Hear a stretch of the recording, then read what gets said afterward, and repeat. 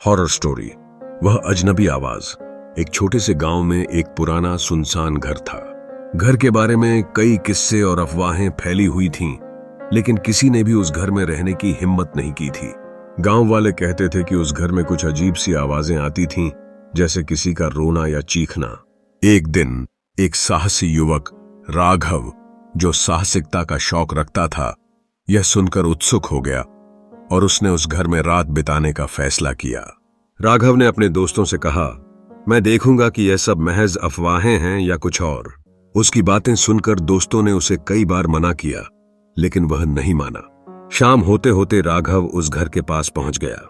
घर अंदर से अंधेरा था और खिड़कियां टूटी हुई थीं, लेकिन राघव का साहस उसे अंदर ले गया। जैसे ही वह अंदर पहुंचा, उसे एक अजीब सी ठंडक महसूस हुई और अचानक उसके कानों में किसी की हल्की सी आवाज सुनाई दी। पहले तो उसने ध्यान नहीं दिया, लेकिन फिर वह आवाज धीरे धीरे साफ सुनाई देने लगी।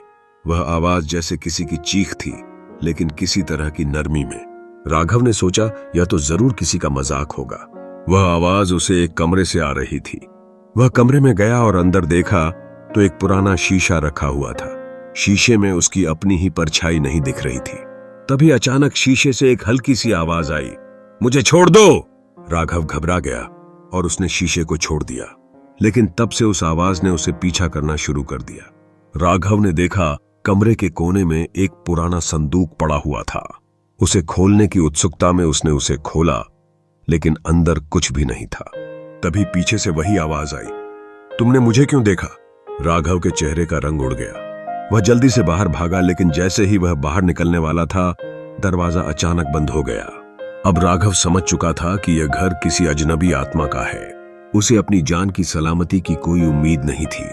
फिर अचानक किसी की ठंडी सांस उसके गले के पास आई और वह बेहोश हो गया। अगले दिन सुबह गांव वाले उसे बेसुध पड़े हुए पाए।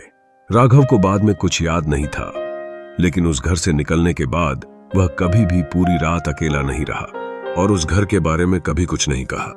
वह आवाज अब भी उसकी नजर में थी और वह जानता था कि वह आवाज अब कभी भी उसके पीछे आ सकती थी।